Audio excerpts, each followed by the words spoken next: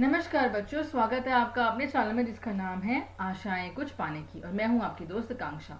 जैसे कि आप जानते हैं कि हम क्लास 10th केमिस्ट्री का chapter 1 chemical reaction and equation कर रहे थे। आज हम करने जा रहे हैं उसका एक पार्ट 5 और एक और वीडियो आएगी, फिर उसके बाद सारे के सारे कंसेप्ट आपके chapter chemical reaction and equation के खत्म हो जाएंगे। अगर आप डायरेक्ट में इसी वीडियो पे आए हैं तो मैं आपको रिक्वेस्ट करूंगी, please part 1, part 2, part 3, part 4 ये चारों पार्ट्स को देखिए, फिर पार्ट 5 पे आइए। क्योंकि अगर आपको किसी भी कंसेप्ट पे मास्टरी करनी है तो उसको बेस रूट जड़ से जानना बहुत जरूरी है। वीडियो एट दी एंड थोड़ी सी भी अच्छी लगे तो प्लीज लाइक और शेयर का बटन दबाना मत भूलिएगा। सब्सक्राइब नहीं किया है चैनल को तो प्लीज कर लीजिएगा। साथ में बेल आइकन होगी उसे भी क्लिक कर लेना ताकि मेरी जो भी वीडियो डालूं उसकी नोटिफिकेशन आपको सबसे पहले पहुंच जाए। चलिए शुरू करते हैं आज का लेक्चर। जानते ही हैं कि हम लोग कर रहे थे types of chemical reaction. Already हम स्टडी कर चुके हैं कि 5 तरह के केमिकल रिएक्शंस होते हैं, जिनमें से मेरी प्रीवियस वीडियो पार्ट 4 में ये दोनों टॉपिक्स कवर हो चुके हैं। आज की वीडियो में हम कवर करेंगे ये वाले दो टॉपिक, फिर नेक्स्ट वीडियो में हम कवर करेंगे ऑक्सीडेशन और रिडक्शन रिएक्शन। विद दिस ये चैप्टर विल गेट ओवर। शुरू करते हैं डिस्प्लेसमेंट रिएक्शन। डिस्प्लेसमेंट, डिस्प्लेस मतलब कि हटाना। ठीक है, जैसे फाइट होती है तो दो लोग फाइट करते हैं तो एक बंदा जीतता है, एक बंदा हारता है। क्यों? बिकॉज एक स्ट्रॉन्ग पर्सन, एक more stronger person weaker person को लेट डाउन कर लेता है, राइट, उसको हरा देता है, गिरा देता है। सिमिलरली यहाँ पे एक मोर रिएक्टिव एलिमेंट डिस्प्लेस कर देता है एक लेस रिएक्टिव एलिमेंट को। तो वो प्रोसेस, वो रिएक्शन जहाँ पे एक एलिमेंट, याद रखिएगा, वन एलिमेंट, एक ही एलिमेंट, ठीक है, एक दूसरे एलिमेंट की जगह ले रहा है, उसे कहते हैं डिस्प्लेसमेंट रिएक्शन। वन एलिमेंट याद रखिएगा, इसलिए इसे सिंगल डिस्प्लेसमेंट रिएक्शन भी कहते हैं। इसके बारे में हम आगे पढ़ेंगे। ठीक है, एग्जांपल से समझते हैं। जैसे हमारे पास क्या है, कॉपर सल्फेट है। कॉपर सल्फेट का एक एक्वस सोल्यूशन है। ठीक है, हमने उसे जिंक से रिएक्ट किया। जिंक से रिएक्ट किया तो हमें क्या पता है कि जिंक जो है, जिंक एक मोर रिएक्टिव है देन कॉपर। जिंक ज्यादा स्ट्रॉन्ग है कॉपर से।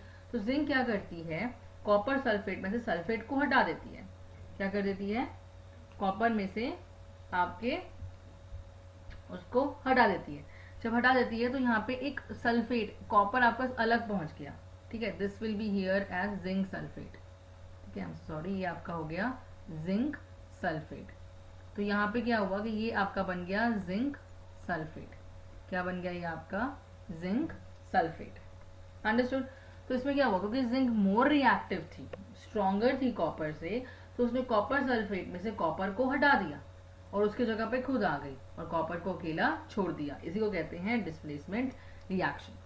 ठीक है, लैब में कैसे परफॉर्म करोगे, सिंपल है। आपको एक बीकर में कॉपर सल्फेट सोल्यूशन लेना, आपको पता है कि वो ब्लू कलर का होता है।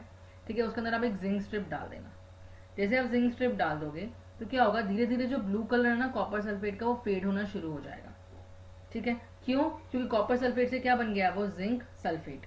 और वो कॉपर कहाँ लग जाएगा, आपके जिंक स्ट्रिप पे।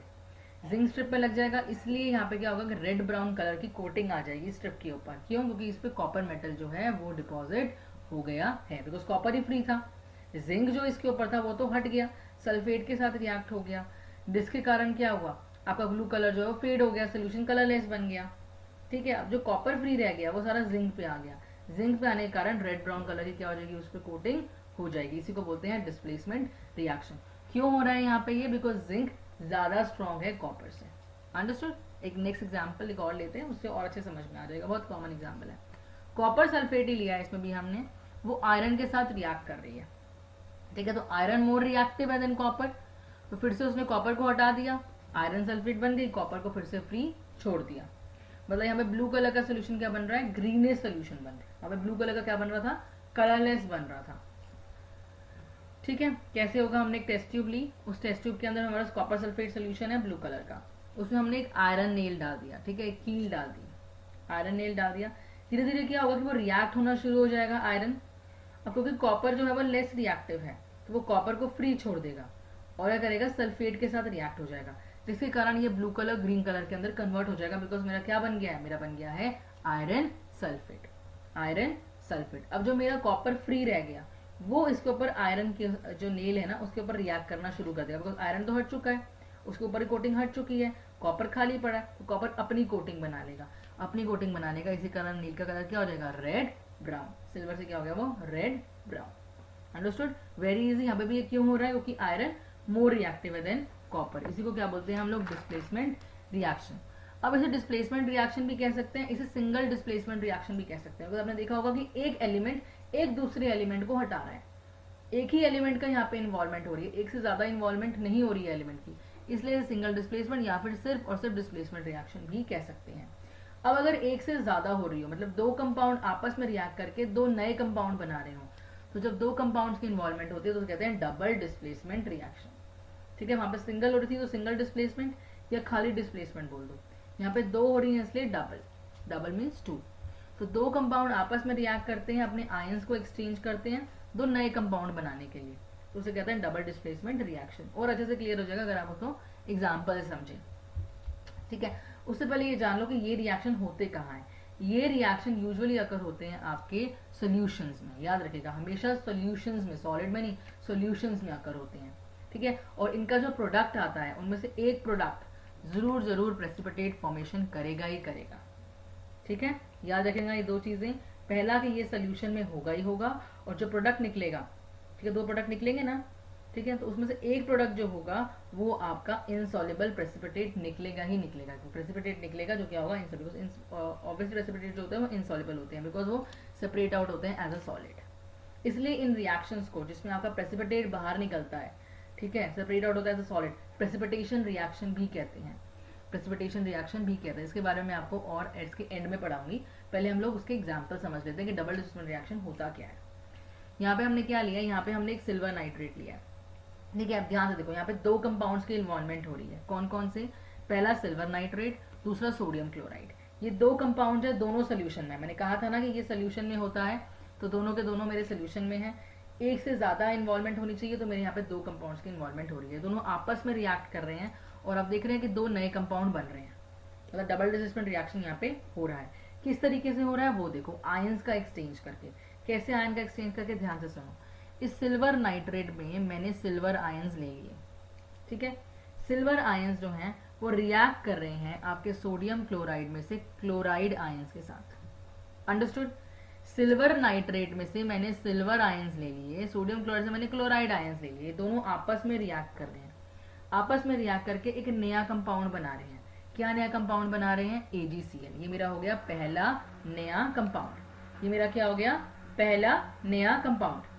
AgNO3 में से मैंने क्या लिया, मैंने AgNO3 में से मैंने सिल्वर आयंस ले लिए, सोडियम क्लोराइड से मैंने क्लोराइड आयंस ले लिए, ये दोनों आपस में मिलकर क्या बना रहे हैं, सिल्वर क्लोराइड, एक नया कंपाउंड बना रहे हैं।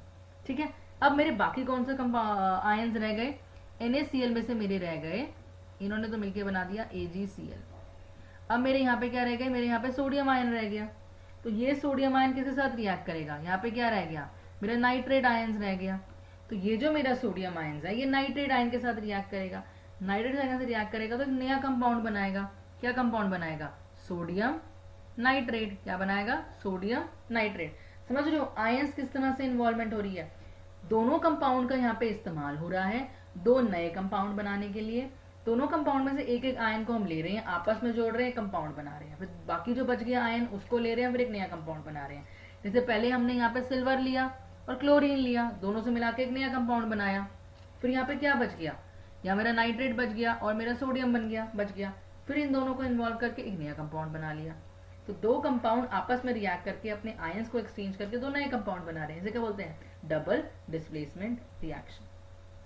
ठीक है, अब बोलेंगे मैम ये आपने एक बात तो प्रूव कर दी, ये सोल्यूशन में होता है, ये दोनों सोल्यूशन है, लेकिन आपने कहा था मैम इसमें जो एक प्रोडक्ट होता है, जितने भी प्रोडक्ट्स निकल रहे हैं, दो प्रोडक्ट निकल रहे हैं, उनमें से एक प्रोडक्ट जो होगा वो इनसॉल्युबल प्रेसिपिटेट होगा ही होगा।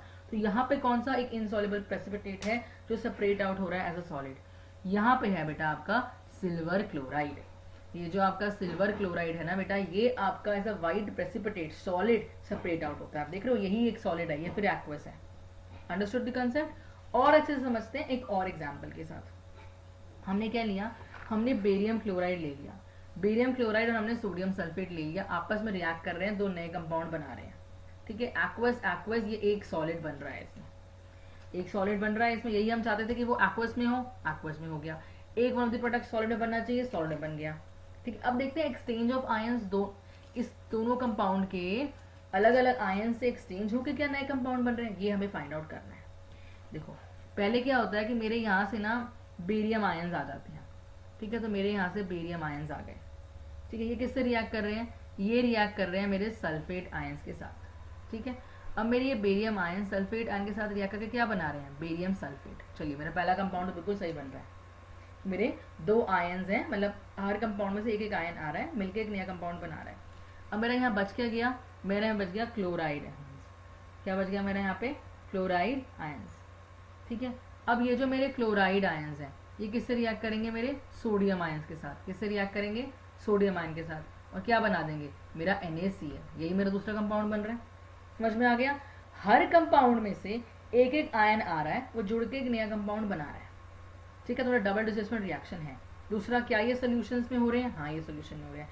क्या इनका जो प्रोडक्ट बन रहे हैं उनमें से एक product as a precipitate separate out हो रहा है एज अ सॉलिड? हाँ, हो रहा है। यहाँ पे कौन सा हो रहा है? आपका बेरियम सल्फेट हो रहा है as a white precipitate. As a white precipitate. मानना ये नहीं रहता कि बेटा व्हाइट कलर का ही हो, वो आपका इनसॉल्युबल होगा। प्रेसिपिटेट मतलब as a solid separate out होगा। ठीक है, जो आपका एक्वा सॉल्यूशन में इनसॉल्युबल होगा।